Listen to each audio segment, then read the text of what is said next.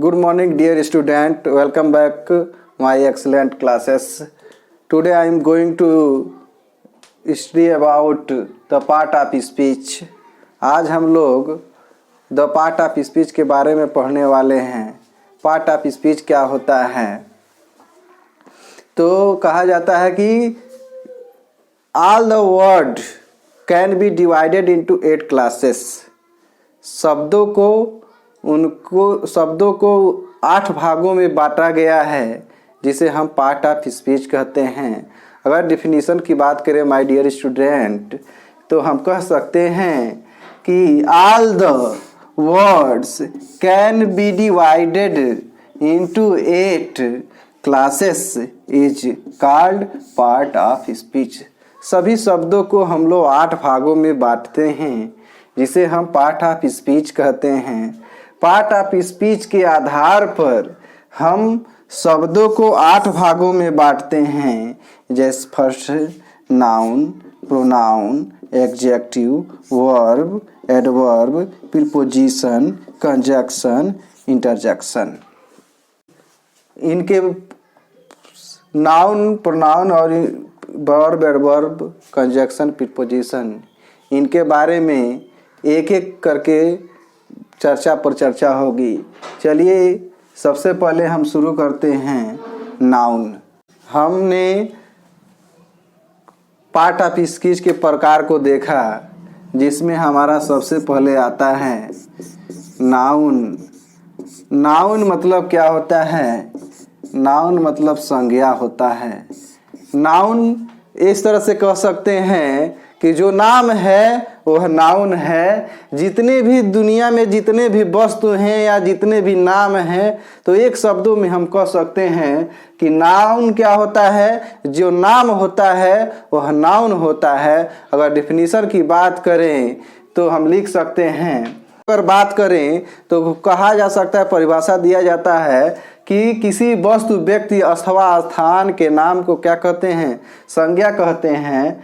तो संज्ञा नाम को हम संज्ञा कह रहे हैं, और इसको नाउन को हम इनके अगर नाउन के काइंड्स की बात करें तो देयर आर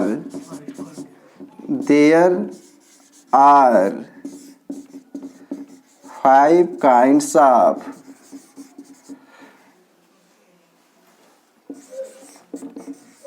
नाउन। काइंड्स के आधार पर नाउन 5 प्रकार के होते हैं, जिसमें हमारा फर्स्ट होता है प्रॉपर, PROPER, प्रॉपर नाउन। दूसरा होता है कॉमन, COMMON, कॉमन नाउन। और तीसरा होता है कलेक्टिव नाउन। चौथा होता है मटेरियल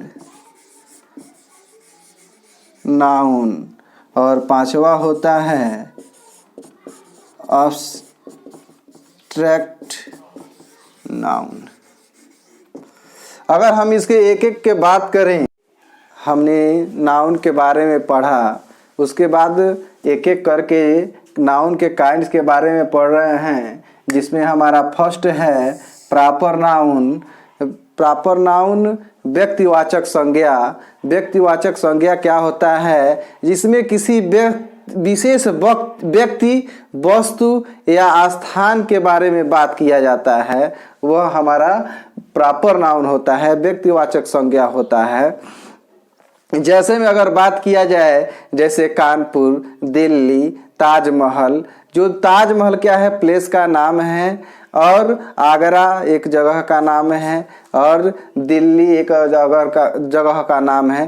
तो हम देख रहे हैं, अगर डिफिनीशन की बात करें तो ये proper noun is the name of particular, माने विशेष, पार्टिकुलर विशेष व्यक्ति, particular place, particular person, place or things, माने जो भी क्या है विशेष वस्तु हैं, विशेष व्यक्ति हैं या विशेष स्थान हैं, उनके नाम को हम क्या कहते हैं, प्रॉपर नाउन कहते हैं। जैसे एग्जाम्पल के लिए, my sister live in Kanpur, मेरी बहन कानपुर में रहती है। तो कानपुर क्या है, एक प्लेस है और यह क्या है, अपने आप में विशेष है, तो यह हमारा प्रॉपर नाउन हुआ।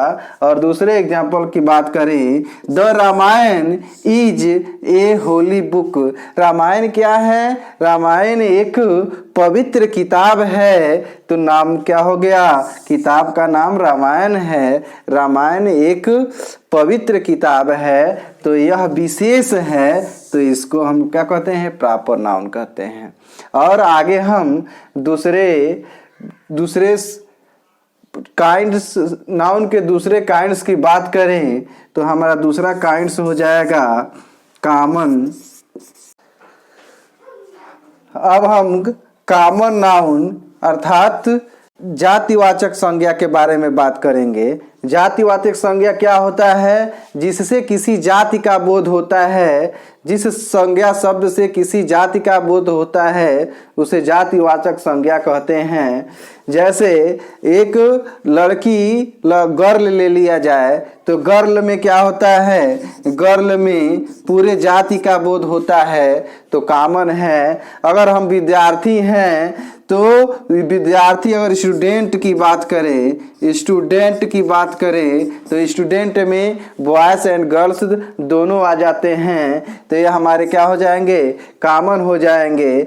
और इस तरह से अगर हम पर डिफिनीशन की बात करें तो a common noun is the name of common person, animal, place or things, किसी संज्ञा के जिस शब्द से किसी वस्तु, व्यक्ति अथवा स्थान के जाति का बोध होता है उसे हम जातिवाचक संज्ञा या कॉमन नाउन कहते हैं। For example, a girl is singing a song, एक लड़की गीत गा रही है। तो गीत, एक लड़की जो है, कौन सी लड़की है, लड़कियों के जाति का बोध हो रहा है, किसी एक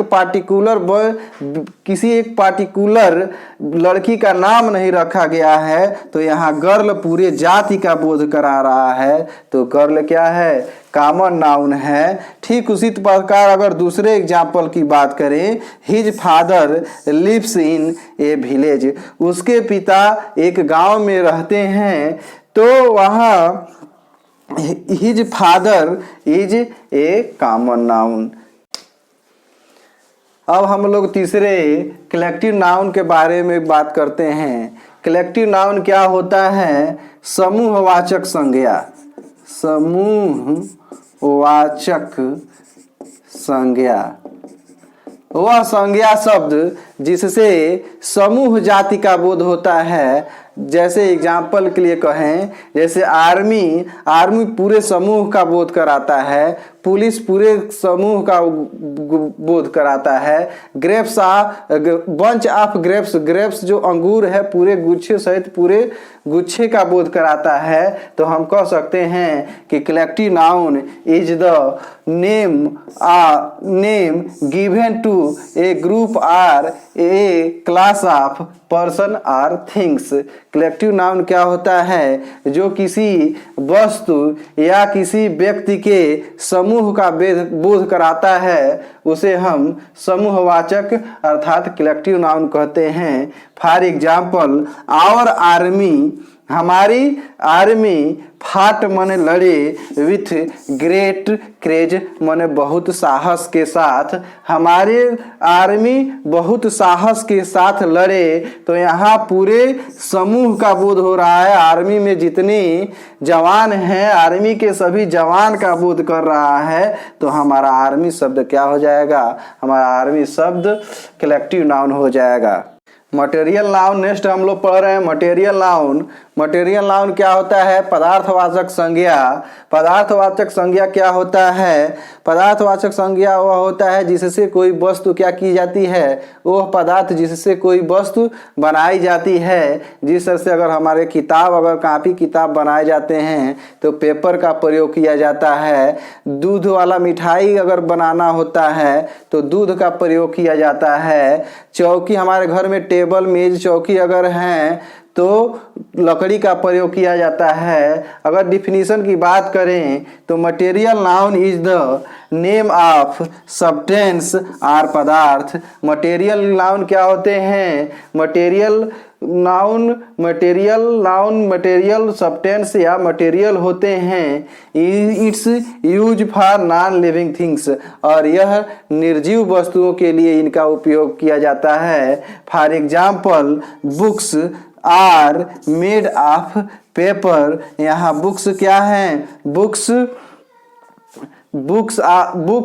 are made of paper. Papers के बने हुए, किताब पेपर के बने हुए हैं। तो यहाँ हमारा पेपर क्या हो जाएगा? मटेरियल नाउन हो जाएगा, जिससे हमारे वस्तु क्या किया गया है? किताब बनाया गया है। इसके बाद हम नेक्स्ट टॉपिक पे बात करते हैं। हमारा नेक्स्ट नाउन के काइंड्स में हमारा लास्ट काइंड्स है एब्स्ट्रैक्ट नाउन। इसके बारे में हम बात करने से पहले मैं आप लोगों को बताना चाहूँगा कि यदि आप हमारे चैनल पे एक्सीलेंट क्लासेस पे अगर आप नए हैं तो हमारे चैनल को सब्सक्राइब कीजिए, लाइक कीजिए और शेयर कीजिए। अगर किसी भी प्रकार की कोई दिक्कत हो रही है तो कमेंट के माध्यम से हमको बताइए। और चलिए हम आप आगे एब्स्ट्रैक्ट नाउन के बारे में बात करते हैं। एब्स्ट्रैक्ट नाउन को हम भाववाचक संज्ञा कहते हैं। भाव से ही पता चल रहा है कि भाव जिससे हमारे क्या होता है, भाव का पता चल जाता है। जैसे हम इमली खाते हैं, आँखियाँ मुना जाता है तो हमको पता चलता है कि इमली खट है, लेकिन हम उसको बता नहीं पाते हैं कि इमली क्या है, खट्टा है। अगर कोई मिठाई खाते हैं और हमको क्या हो जाता है, मीठा लगता है, हमारी खुशी उत्पन्न हो जाती है तो हमको हैप्पीनेस हो जाता है, लेकिन हम बता नहीं पाते हैं कि हमको किलो खुश हैं, नहीं बता पाते हैं। ठीक उसी तरह से हमको भाव का पता चलता है। अचानक हम गिर गए, चोट लग गया, आह माई करते हैं तो हमको क्या होता है, पता चलता है कि हमको चोट लगा है। उस समय हमको दुख का पता चलता है, तो हम कह सकते हैं एब्स्ट्रैक्ट नाउन क्या हो, जिससे हमको भाव का पता चलता हो, सुख दुख का पता चलता हो, खट्टे मीठेपन का पता चलता हो, तो हम कह सकते हैं कि abstract noun is the name of quality, गुणों का पता चलता हो, आइडिया विचारों का पता चलता हो, इमोशन एक्शन इत्यादि का पता चलता हो, तो हम उसे भाववाचक संज्ञा एब्स्ट्रैक्ट नाउन कहते हैं। जैसे एग्जाम्पल के लिए ऑनेस्टी इज बेस्ट पॉलिसी, ईमानदारी सबसे अच्छी नीति है। तो यह हमारी ऑनेस्टी क्या हो गई, ईमानदारी। बाबू कोकी लोग की ईमानदारी से हमारा वीडियो देख रहे हो, सब्सक्राइब कर रहे हो, लाइक कर रहे हो, ये हमको पता नहीं है, लेकिन आप जानते हैं कि हाँ कैफ सर ही पढ़ा रहे हैं, वीडियो अच्छा लग रहा है तो उसको लाइक करना चाहिए, सब्सक्राइब करना चाहिए, उनके मनोबल को बढ़ाना चाहिए। और यहीं आज की वीडियो का समापन यही होता है। आप सभी का बहुत बहुत धन्यवाद।